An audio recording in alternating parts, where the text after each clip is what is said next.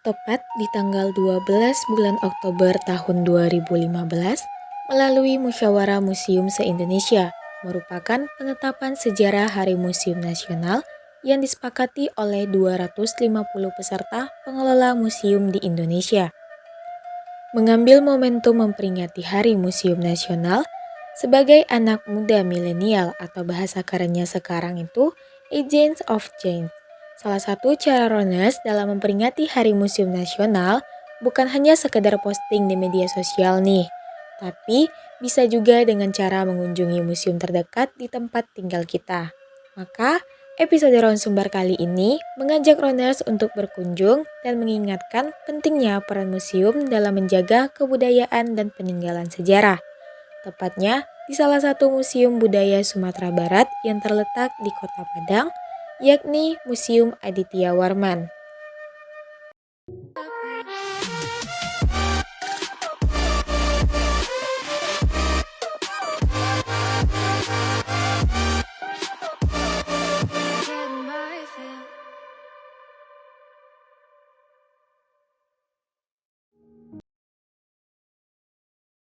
Assalamualaikum warahmatullahi wabarakatuh. Halo Runners, happy weekend. Kembali lagi nih bersama saya Ameria Handayani di program kesayangan kita Raun Sumbar, Jelajah Alam Minangkabau.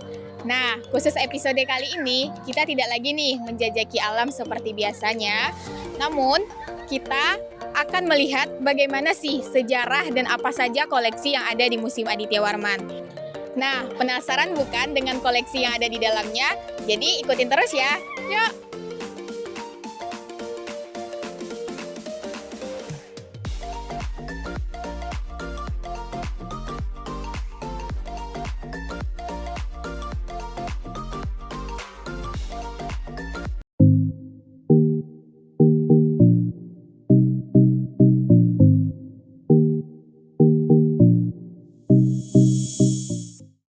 Museum Aditya Warman. Museum ini berada di Kompleks Tugu Jalan Diponegoro nomor 10 Padang, Sumatera Barat. Museum Aditya Warman merupakan museum budaya untuk melestarikan benda-benda bersejarah seperti cagar budaya Minangkabau dan cagar budaya nasional. Museum ini berjulukan Taman Mini ala Sumatera Barat, merupakan cara singkat untuk melihat budaya Sumatera Barat. Dulunya, lokasi ini dikenal dengan Taman Melati, sebuah taman bermain masyarakat Kota Padang. Nama Aditya Warman, yang merupakan nama yang melekat pada museum ini, merupakan nama dari salah seorang Raja Martapura pada abad ke-14, di mana keberadaan kerajaan ini satu zaman dengan Kerajaan Majapahit.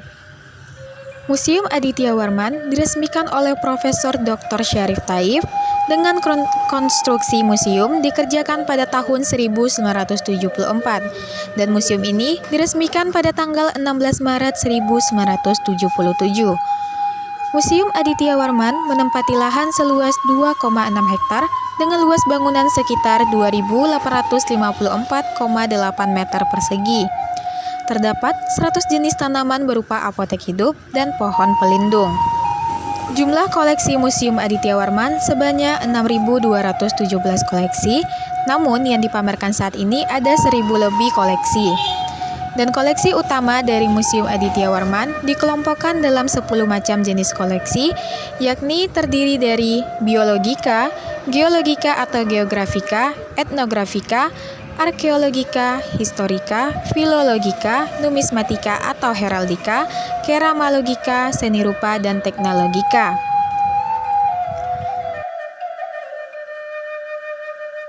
Sebelum memulai perjalanan mengelilingi Museum Aditya Warman, di kesempatan kali ini Ameria akan ditemani oleh kakak pemandu kita, yaitu Kak Aisyah.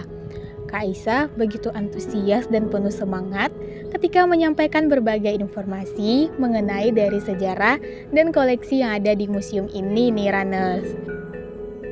Perjalanan dimulai dari bangunan rumah adat. Nuansa sejarah kebudayaan Minangkabau sangat terasa begitu kental dan tersusun rapi. Ruangan ini mensajikan sejarah dan kebudayaan. Pajangan yang tersusun rapi ini merupakan beberapa peninggalan, diantaranya berupa prasasti, peninggalan dari masa Hindu-Buddha, dan juga terdapat pelaminan yang berasal dari Sungayang. Di sini juga terdapat kamar pengantin dalam rumah gadang. Pada ruangan ini juga terdapat beberapa kebudayaan dari Minangkabau berupa dari pakaian adat dan tari tradisional, juga beberapa koleksi dari keseharian masyarakat Minangkabau.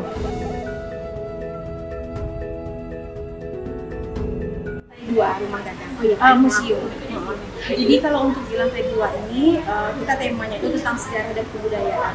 Tanah datar dekat Batu Sangkar. Iya. Pernah ke Istana Pagaruya? Iya, pernah. Ya. Nah, ini dari daerah Sungayang. Di sini yang perempuannya menggunakan tingkulak tinggi balapa. Ya. Ada filosofi apa Di mana Kak Aisyah? Nah, sebenarnya informasi yang buku yang Kak Aisyah baca, kalau yang belum menikah itu dia akan tidurnya bersama-sama di satu ruangan.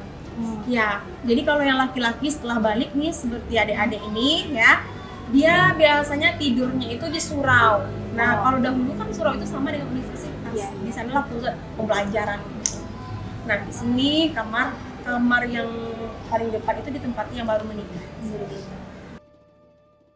Memasuki ruangan kedua merupakan ruangan pameran perhiasan. Ruangan ini bersifat temporer, di mana koleksi dari perhiasan akan diganti dalam setiap tahun. Pada pajangan ruangan saat ini, terdapat beberapa pakaian adat pernikahan dan perhiasan yang memiliki makna tersendiri. Salah satunya menyatakan bahwa dalam adat Minangkabau tidak diperbolehkan untuk menikah satu suku. Kita pakaian adat yang digunakan dalam acara pernikahan, ini berasal dari daerah Solo. Ya, ini adalah yang pisang sapara namanya. Nah, ini yang pisang sapara dari daerah wanita. Nah, ini ada filosofinya juga. Di mana di Minangkabau kita itu tidak boleh menikah satu suku. Nah, kan pisang sapara itu diibaratkan dengan pisang satu kebun. Nah, diambil motifnya dari sana. Jadi kita tidak boleh menikah satu suku di Minangkabau. Filosofi dari bukan daerah Padang, Pariaman, Sintiung Tinggi namanya.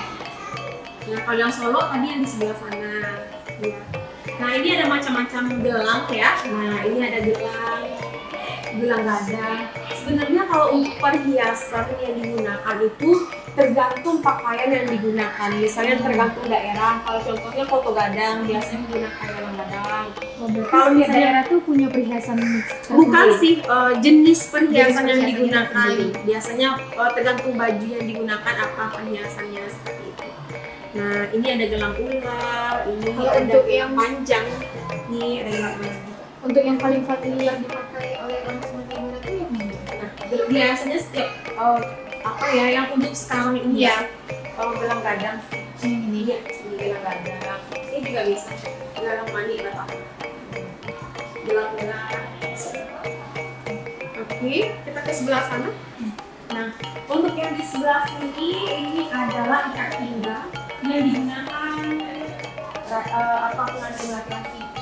Nah, ini galang induk. Nah, ini sama sih, galang gadang, galang induk. Ini semua. Ruangan selanjutnya ialah ruangan dengan tema khazanah koleksi. Nah, Runners, pada ruangan ini kalian bisa menemukan arkeologi dari fosil manusia serta beberapa historika dari masyarakat Minangkabau. Tidak kalah menarik nih Runners, di ruangan kali ini kita bisa mencium aroma makanan karena pandangan mata sangat tertuju begitu tajam melihat ruangan pameran rendang, di mana rendang telah dinobatkan menjadi makanan terenak nomor 1 di dunia. Di dalam ruangan ini terdapat beberapa macam rendang khas Sumatera Barat, seperti rendang sapi, rendang lokan, rendang belut, rendang jengkol, dan beberapa bumbu yang digunakan untuk membuat rendang. Serta terdapat juga alat masak tradisional yang digunakan untuk membuat rendang.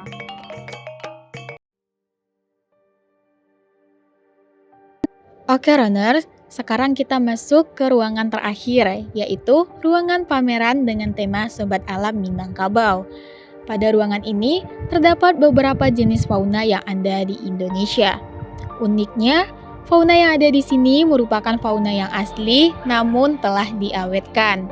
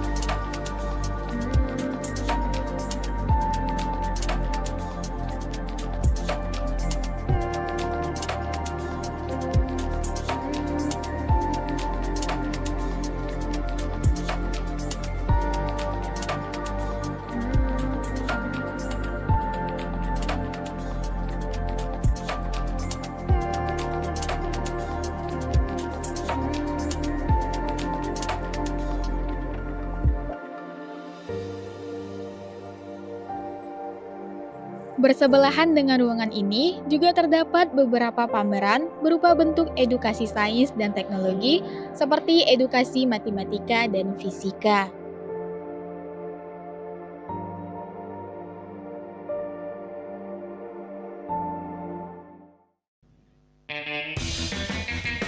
Nah, oke runners, sampai di sini dulu perjalanan kita hari ini di Museum Aditya Warman. Nah, setelah melihat tadi itu ada begitu banyak sejarah dari Minangkabau dan juga bukan hanya Minangkabau saja nih yang ada di sini sejarahnya, tapi juga Indonesia. Jadi buat para runners silahkan berkunjung ke Museum Aditya Warman ya. Nah, bagi para runners yang punya tempat kunjungan wisata yang perlu untuk kita kunjungi, silahkan komen ya di bawah. Dan juga jangan lupa terus saksikan program dari Rawan Sumbar ke depannya, pastinya lebih menarik dan lebih indah lagi. Saya, Amelia Handayani, beserta kru yang bertugas pamit undur diri. Wassalamualaikum warahmatullahi wabarakatuh.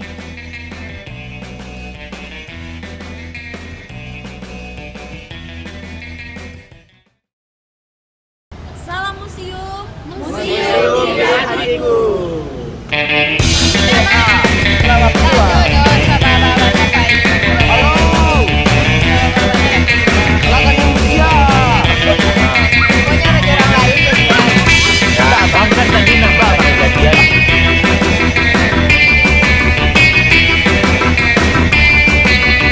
Nah, apa aja?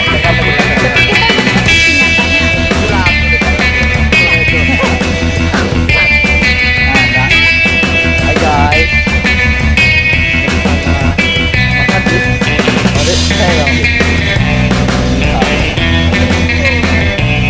bersama Bang Ramas lah dari media sosial ya bapak kita bersama yaitu Bang Rivo sebagai kameramen kita.